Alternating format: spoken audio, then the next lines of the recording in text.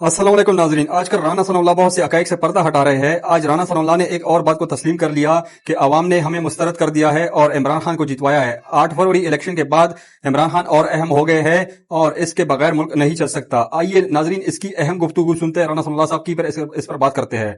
राना साहब, एक तो ये कि आप खुद कानूनदान भी हैं, सियासतदान भी हैं, आजकल खबरों में भी हैं। ये जो सिलसिला है और आज की जो कार्रवाई थी, इस पे आपके कमेंट्स क्या हैं, आपका तबसरा क्या है? पहले तबसरे पे आते हैं, फिर बाकी खबरों पे आएंगे। ये बिल्कुल फजूल कार्रवाई थी, इसका कोई सर पैर नहीं है, इससे कोई नतीजा बरामद नहीं होगा मासवाए इसके कि ये चीज़ें जो हैं वो को अपनी सफाई पेश करने का, सबको अपना मौका पेश करने का जो है मौका मिल जाएगा, लेकिन इससे हासिल वसूल जो है वो कुछ नहीं होगा। यानी इसको एक सियासी रंग मिलेगा, अदलिया ज्यादा कंट्रोवर्शियल होगी, लेकिन जेन्युइन मसला है। और उस वक्त आप वजीर दाखिला थे जब ये कैमरों वाली बात आ रही है। सर, ये जो एक प्रोजेक्ट कंसीव हुआ 2010-11 में, उसके बाद 14 में जो है उसकी लॉन्चिंग हुई, वो प्रोजेक्ट जो था वो मतलूबा नताइज नहीं दे सका, बल्कि वो लाने वालों के गले पड़ गया। अब उसके बाद फिर उसको गिराने का जो है वो प्रोजेक्ट जो है वो शुरू हुआ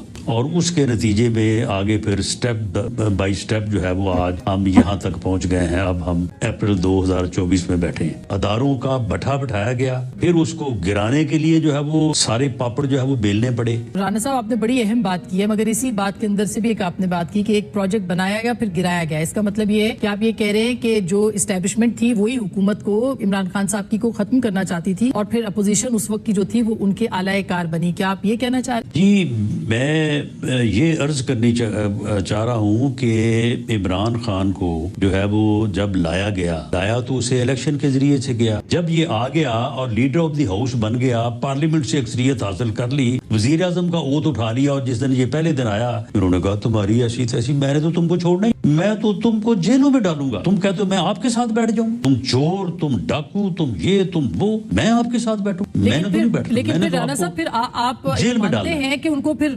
निकाला भी गया, इस्टेब्लिशमेंट ने ही निकाला और आपकी जमात नहीं, मैं उस लड़ाई के नतीजे में इसने हमें खत्म करने की कोशिश की और वो लड़ाई जो है वो फिर चल पड़ी। वो 3.5-4 साल चली। जब ये चीन का दौरा करके आया तो उसने कहा नहीं था कि जी वहाँ का कानून बहुत अच्छा है, अगर मेरे पास भी इख्तियार हो तो मैं भी 500 आदमी जो है ना उसको फांसी चढ़ाना चाहता हूँ। सऊदी अरब क्या कहता है, ये वहाँ का बड़ा अच्छा कानून है, वो तो 1 मिनट में आदमी जो है ना उसको फारग कर देते हैं। फिर इस्टेब्लिशमेंट मुखालिफ हो गई और अब फिर आप ही कहते हैं कि इस इलेक्शन में ऐसे फैसले उससे पहले किए गए कि जिसका फायदा इनको पहुंचाया गया इंटेंशनली का लफ्ज जो है ना, ये तो बड़ा फिर अदरवाइज और हार्ड हो जाता है। मैं ये कहता हूँ कि जब इसकी इस्टेब्लिशमेंट से लड़ाई शुरू हो गई, आप उस वक्त 9 मई को वजीर दाखिला भी थे और भी बहुत सारे अहम मौजूआत पे मैंने बात करनी है, मगर 9 मई पे अगर हम पहले आ जाए, जिसपे आप कहते हैं कि अब बहुत सारे लोग छूट भी रहे हैं, दूसरी तरफ से लोग कह रहे हैं रिलीफ मिल रहे हैं। अब बानी जो इमरान खान साहब हैं उनके बारे में भी कहा जा रहा है उनको भी अब रिलीफ मिलना शुरू हो गया है। आप कहते हैं मुकदमा ठीक नहीं है। मुकदमा तो आपने बनाए थे सर, उस वक्त आपकी हुकूमत थी।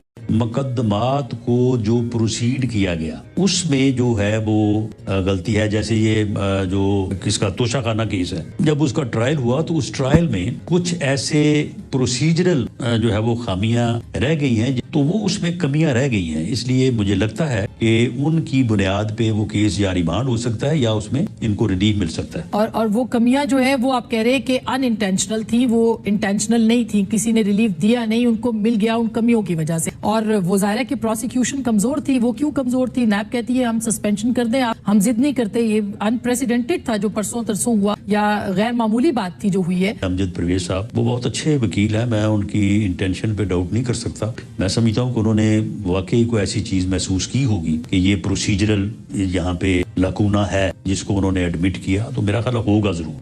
अनइंटेंशनली भी हो सकता है, जल्दी केस को खत्म करने की वजह से भी हो सकता है, तो ये सारी चीजें हो सकती हैं। लेकिन बहरहाल जो चीज एक मौके पे है। आपको लगता क्या है? आपने कहा कि 2 साल चलता अगर सिंपल मेजोरिटी होती, जो कि नहीं है। ये बंदोबस्त, ये सिस्टम, ये हुकूमत आपको कितना चलती दिखाई देती? देखें जी, जब वो ना हो सका जो हमारा मौक़िफ़ था या हमारा रिजॉल्व था या जो हम चाहते थे, उस वक्त ही पता था कि इस गवर्नमेंट को लेने के भी हमारे ऊपर जो असरात हैं वो कोई पिछली जो 16 माह की गवर्नमेंट हमारी और 13 माह की केयर टेकर, ये केयर टेकर भी हमारे खाते में पड़ा। जो बुरा उन्होंने किया वो हमारे खाते में पड़ा कि हमारी कंटिन्यूटी है। तो تو یہ 29 ماہ کی جو گورنمنٹ ہمارے کھاتے میں پڑی وہ، تو یہ بھی جو ہے وہ ہمارے کھاتے میں جو ہے یہ کوئی اتنا اچھا اس کے معاملات نہیں ہوں گے، لیکن معاملہ یہ ہے کہ یہ سب کے ساتھ دینے کے بغیر شاید یہ کامیابی جو ہے مجھے مشکل اور بعض کو ناممکن نظر آ رہی ہے۔ جو اس کا یعنی پولیٹیکل ریلیونس ہے جو کہ 8 فروری کے بعد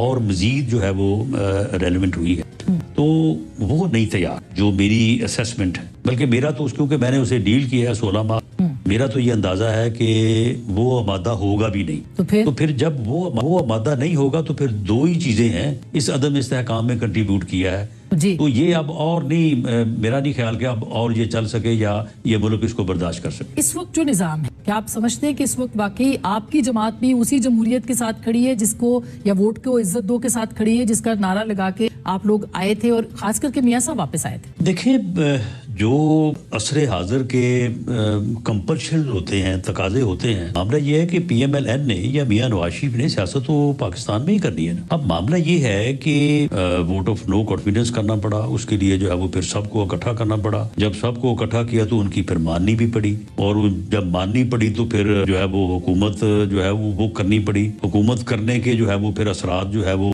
مہنگائی کی صورت میں بھی برداشت کرنے پڑے، لوگوں میں جو رد عمل ہوا اس کو بھی جو ہے وہ برداشت کرنا پڑا۔ جو سیاست دان ہیں، جو سیاسی جماعتیں ہیں جن کے پیچھے لوگوں کی فالوئنگ ہے، چلیں کسی کے پاس زیادہ ہوگی کسی کے پاس کم ہوگی، وہ جب تک سر نہ جوڑیں اس کرائسس سے جو ہے وہ نہیں نکل سکتا۔ اور سر جوڑنے ایک بندہ، سن لیں، ایک بندہ حائل ہے، نہیں سارے اس پوزیشن میں ہیں، سب اس پوزیشن میں ہے، ایک بندہ ہے جو پچھلے 10 سال 14 سے لے کے آج 24 آگے، ایک بندہ ہے جو اس کی راہ میں حائل ہے۔ عوامی طاقت تو ان کے ابھی اگر 2-4 نہیں ہوئے تو نظر آ رہا ہے سامنے۔ وہ کون سا ظاہر ہے کہ وہ تو معاشی بحران تو آلریڈی ہے، سیاسی بحران بھی ہے اس وقت، تو سسٹم بھی جو ہے وہ کھڑا آپ کو نظر آتا ہوگا، میں خیال آپ کو تو نہیں نظر آتا ہوگا، عوام کو تھوڑا بہت نظر آ رہا ہے نہیں، سسٹم کے اندر سسٹم جو ہے وہ کام کر رہے ہیں، وہ زیادہ طاقتور ہیں۔ آپ لوگ کیا اس پوزیشن میں ہیں کہ آئیڈینٹیفائی کر سکیں اس سسٹم کو جو اصل میں کام کر رہا ہے؟ رانا صاحب، اب میری جو سمجھ ہے اس کے مطابق تو یہ فیصلہ عوامی فیصلہ ہے، میں اسے غلط کا لفظ تو نہیں کہہ سکتا، لیکن میں اسے متفق نہیں ہوں، اور میں سمجھتا ہوں کہ اب جو انتظام کیا گیا ہے اس کو آپ اندرونی سسٹم کہہ لیں، اس کو بیرونی سسٹم کہہ لیں، اس کے 50-50 چانسز ہی ہیں۔ یہ فیئر الیکشن تھا آپ کے خیال میں؟ نہیں، میں دیکھیں فیئر الیکشن تو خیر اس ملک میں کوئی بھی نہیں ہوا، تو اس لیے میں اس کو کیسے یہ سرٹیفکیٹ جو ہے وہ دے سکتا ہوں۔ عوام نے جو ہے وہ مینڈیٹ، شاید وہ ہماری ورے وہ آرگومنٹس جن کو ہم بیان کرتے رہے کہ جناب اس مہنگائی کے ہم ذمہ دار نہیں ہیں، یہ اس چیز میں ہمارا دوش نہیں ہے، لیکن شاید اس کو لوگوں نے جو ہے وہ زیادہ اکثریت سے، جتنی اکثریت ہم چاہتے تھے، انہوں نے ایکسیپٹ نہیں کیا۔ اچھا، یہ ایک آپ نے ایک اور بڑی مسترد کا لفظ اس لیے اچھا نہیں لگتا کہ لوگوں کی رائے تقسیم ہوئی۔ جی تو ناظرین، آپ نے رانا ثناء اللہ کی گفتگو سنی۔ رانا ثناء اللہ نے بڑے انکشاف کر دیے اور عمران خان کے حوالے سے کیا کیا حقائق بیان کر دیے، اور عمران خان کو 8 فروری کے الیکشن کا بھی حوالہ دیا کہ عمران خان 8 فروری کے الیکشن میں جس طرح ہم لوگوں نے ان کے ساتھ دھاندلی کی اور دھاندلی کروائی گئی، یہ عمران خان کے حق میں درست نہیں تھا، اور عمران خان کے بغیر ملک اب نہیں چل سکتا، کیونکہ عمران خان ایک واحد لیڈر ہے جو آج کل پاکستانی عوام کے دلوں میں بس رہا ہے، اور اس کے بغیر ملک کا چلنا بہت مشکل ہے۔ تو ناظرین، رانا ثناء اللہ بہت سے حقائق سے آج کل پردہ ہٹاتے رہے ہیں، اور اس ویڈیو میں بھی آپ نے دیکھا کہ رانا ثناء اللہ نے کس طرح حقائق سے پردہ ہٹایا۔ تو یہ تھی آج کی ویڈیو، ملتے ہیں پھر اگلی ویڈیو میں، اب تک کے لیے اتنا ہی، اللہ حافظ۔